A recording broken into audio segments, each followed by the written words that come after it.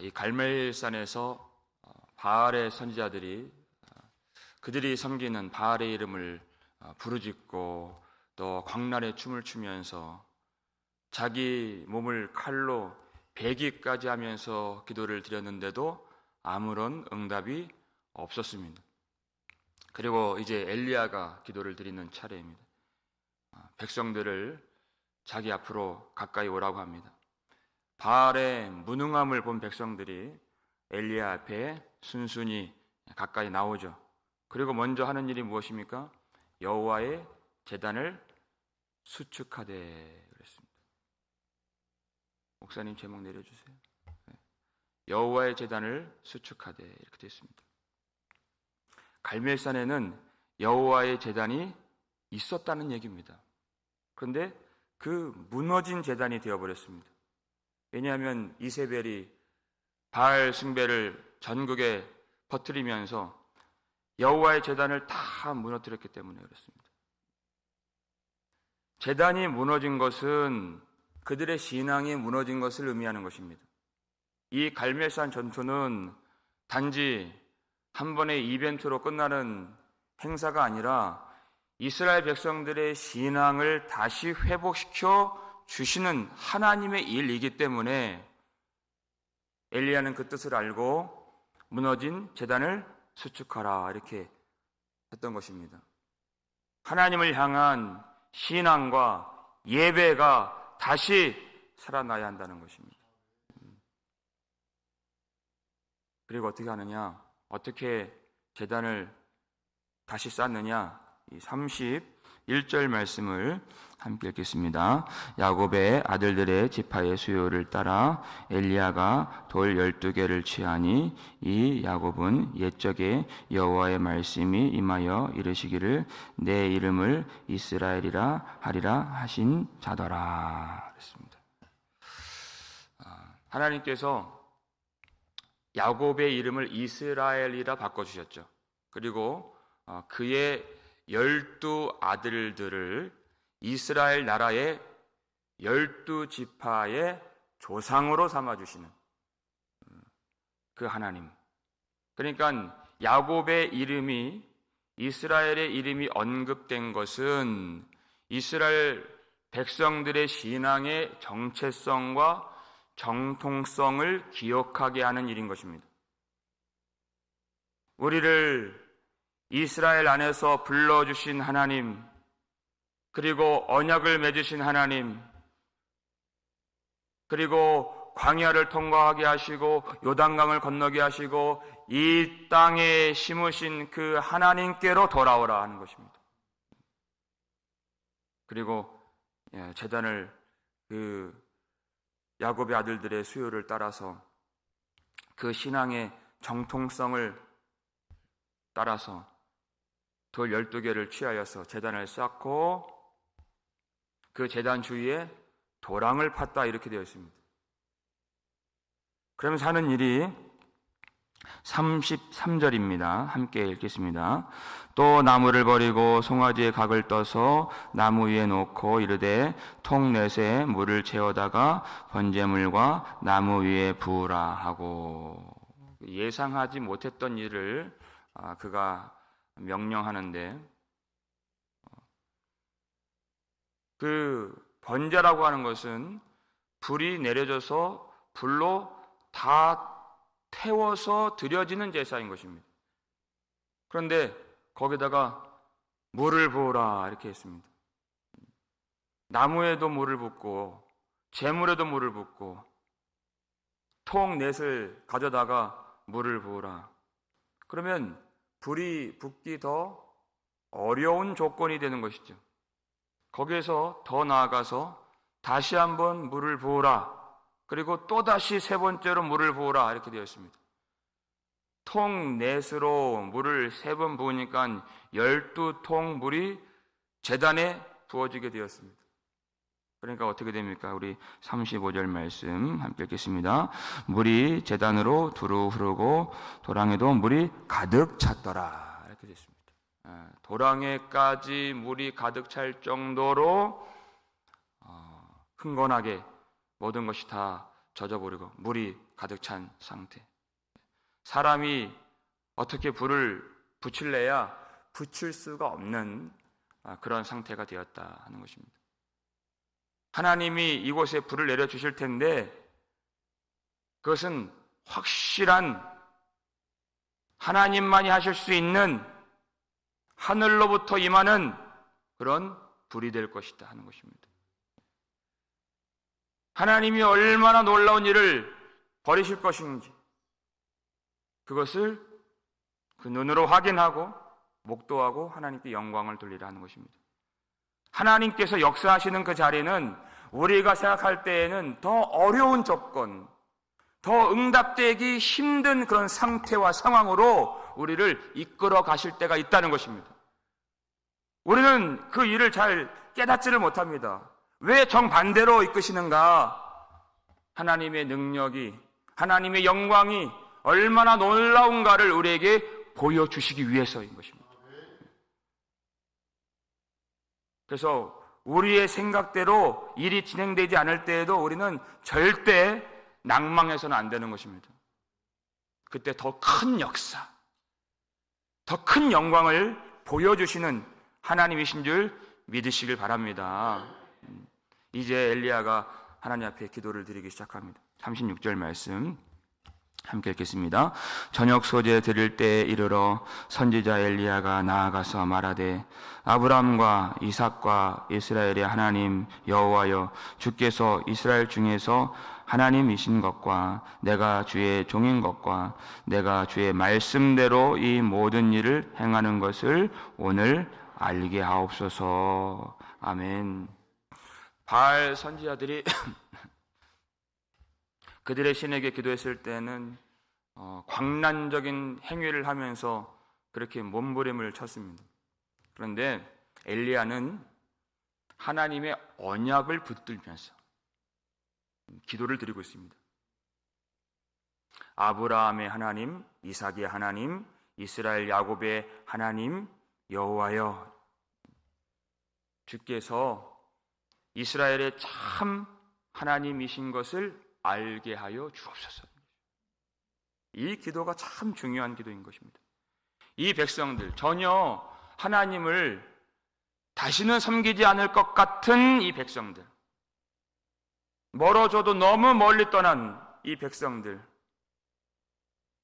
그러나 하나님은 이 백성들로 하여금 하나님을 알게 할 수 있는 분이심을 믿습니다. 그 믿음으로 기도를 하는 것입니다. 하나님을 아는 것은 사람의 일이 아니라 오직 성령께서 하시는 일이기 때문에 우리의 마음을 열어주시고 우리의 마음에 그 영광의 빛을 비춰주시고 그 마음속에 하나님의 은혜의 그 놀라운 생수를 부어주시는 분은 하나님밖에 없기 때문에 하나님, 저들로 지금은 눈이 가려지고 마음이 굳어지고 하나님으로부터 멀리 떨어져 있지만 여호와께서 참 하나님이신 것을 하나님, 그들로 하여금 알게 하여 주시옵소서. 우리가 드려야 될 기도인 것입니다. 그것은 엘리야가 그저 자기를 위한 기도가 아니라 하나님의 말씀을 따라서, 하나님의 뜻을 따라서 지금 이 기도를 드리고 있다는 것입니다. 응답될 수밖에 없는 하나님의 뜻을 따라서 기도를 해야 그것이 주님의 종이죠.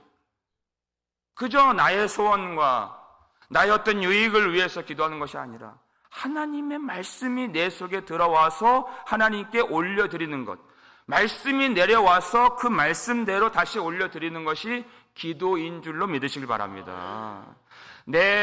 너희가 내 안에 거하고 내 말이 너희 안에 거하면 무엇이든지 구하라, 그리하면 이루리라 말씀하셨습니다. 요한복음 15장 7절 말씀입니다.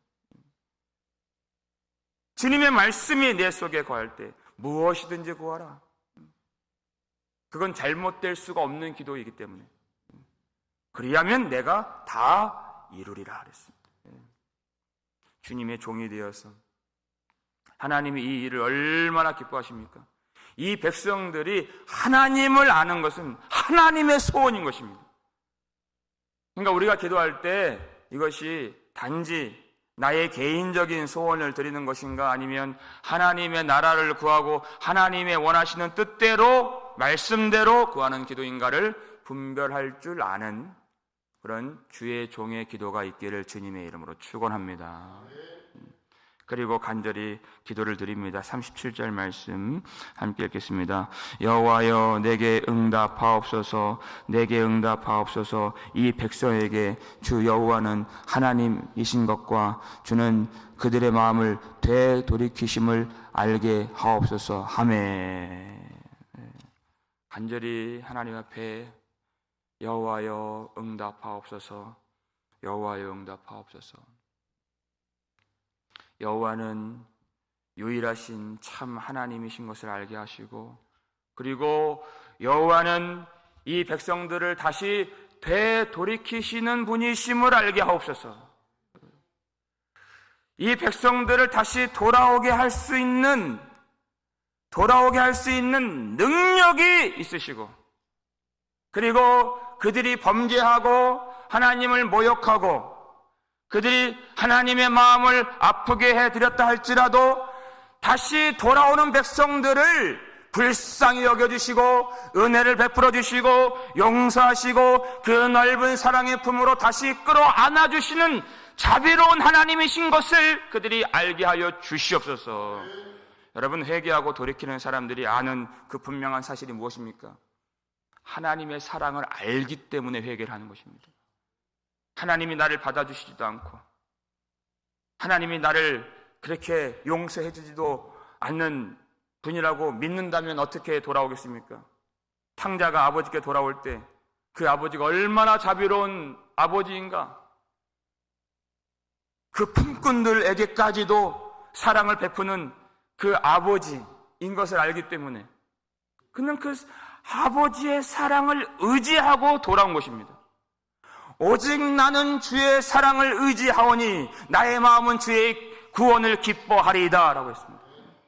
우리가 의지할 것이 무엇입니까? 이 세상에 보이는 그게 무엇입니까? 어떤 사람입니까? 그렇지 않습니다. 오직 하나님의 사랑만을 의지하는 것입니다. 그 백성들로 하여금 오직 하나님의 사랑만을 의지하게 하여 주옵소서. 하나님의 사랑이 무엇인가? 예수 십자가를 통하여서 우리에게 부어주신 하나님의 은혜가 무엇인가? 그 사랑의 너비와 길이와 그 높이와 깊이가 어떠함을 깨닫고 넓으신 하나님의 사랑의 품으로 파고 들어갈 수 있도록 그 은혜를 누리게 하여 주시옵소서. 우리 가운데서도 하나님으로부터 멀리 떠난 자들이 있습니다. 엘리야는 믿음으로 주 여호와여 응답하옵소서. 응답하옵소서. 저들을 그냥 내버려 두지 마옵소서. 저들 속에 심어진 그 믿음의 불꽃처럼 살아나서 다시 하나님을 섬기고 하나님을 향해서 눈물을 흘리고 하나님 앞에 나와서 구원의 감격으로 다시 찬송하며 예배하며 기도하며 주님을 섬기게 하여 주옵소서. 이 기도를 하나님이 가장 기뻐하시는 기도인 것입니다. 그 무백성들이 하나님께로 돌아오는 그 놀라운 하나님의 나라를 꿈꾸면서 그렇게 우리도 기도할 수 있기를 주님의 이름으로 축원합니다. 그 기도를 하나님이 얼마나 기뻐하시는지 즉각적으로 하나님이 응답해 주시더라 하는 것입니다. 38절이죠. 38절 함께 읽겠습니다. 이에 여호와의 불이 내려서 번제물과 나무와 돌과 흙을 태우고 또 도랑의 물을 핥은지라. 아멘. 그 기도를 받으신 하나님께서 즉각적으로 불을 내려주셨어요. 번제물과 나무와 돌과 흙을 다 태우고 그 불이 얼마나 강력한지 그 도랑의 물을 다 핥은지라. 그러니까 도랑에 물이 없었을 때보다도 물이 있으니까 그 악조건이 되니까 하나님의 그 능력과 영광과 권능이 더 드러나게 되는 것입니다. 하나님이 불을 내려주셨습니다. 바알에게 아무리 기도해봤자 자기 몸을 찢어서 피를 낼 정도로 그렇게 광란적인 행위를 하면서 기도를 해봤자 아무런 응답이 없었는데 무슨 뜻입니까? 바알은 죽었다는 뜻입니다. 근데 하나님이 여호와여 응답하옵소서. 이 백성들 하여금 하나님을 알게 하시고 하나님이 돌아오게 하시는 분이심을 깨닫게 하여 주옵소서라고 기도했을 때 불을 내려 주셨습니다. 하나님은 살아계신 하나님이시다.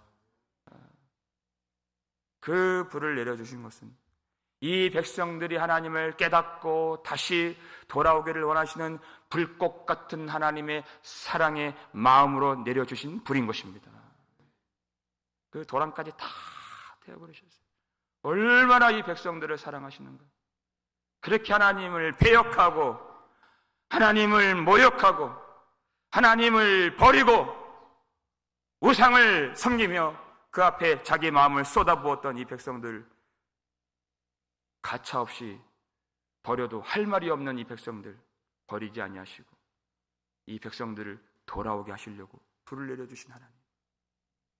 그러니까 이 백성들이 어떻게 고백을 합니까? 우리 39절 말씀 함께 읽겠습니다. 모든 백성이 보고 엎드려 말하되 여호와 그는 하나님이시로다. 여호와 그는 하나님이시로다 하니. 그렇습니다. 이 모든 백성이 보고 엎드려 이렇게 있습니다. 그들이 예배가 회복된 것입니다. 하나님의 불이 하늘 위로부터 내려오니까, 불이 떨어지니까 그들이 자기 몸을 떨어뜨려서 주님 앞에 엎드리게 된 것입니다. 그러니까 사람이 예배를 드린다는 것은 하나님의 역사인 것입니다. 정말 기적 같은 역사인 것입니다. 우리가 뭐라고 예배를 드립니까? 무엇을 안다고 예배를 드립니까? 하나님이 성령의 불을 내려주셔서 우리로 하여금 엎드리게 하시고 하나님을 찾게 하시고 여호와 그는 하나님이시로다, 여호와 그는 하나님이시로다 고백하게 만드신 하나님이십니다. 하나님의 영광을 보게 하시고 하나님의 사랑은 십자가를 통하여서 깨닫게 만들어주신 하나님. 우리의 공로, 우리의 자격이 아닌, 우리의 자랑이 아닌 오로지 하나님의 은혜인 줄로 믿으시길 바랍니다. 우리는 그 은혜를 찬양하는 것입니다. 이 백성들 하나님의 그 능력의 역사를 경험하니까 그 두려운 아합 앞에서 두려워하지 아니하고 여호와 그는 하나님이시로다 선포하지 않을 수 없고 그 고백을 하지 않을 수가 없었던 것입니다. 하나님은 이렇게 만드십니다. 세상을 이기게 만드시고 하나님을 고백하게 만드시고 복음을 전하게 만드시고 하나님의 영광을 선포하는 하나님의 종으로 만드시고 하나님의 백성으로 만드십니다. 우리가 이 믿음을 버려서는 안 됩니다. 이 말씀을 잊어서는 안 됩니다. 하나님은 하나님의 백성들을 반드시 찾으시고 반드시 자기 종으로 만드신다는 것입니다. 마지막으로 엘리야가 어떤 명령을 내립니까? 40절 말씀 읽겠습니다. 엘리야가 그들에게 이르되 바알의 선지자를 잡되 그들 중 하나도 도망하지 못하게 하라 하매 곧 잡은지라. 엘리야가 그들을 기손 시내로 내려다가 거기서 죽이니라. 아멘.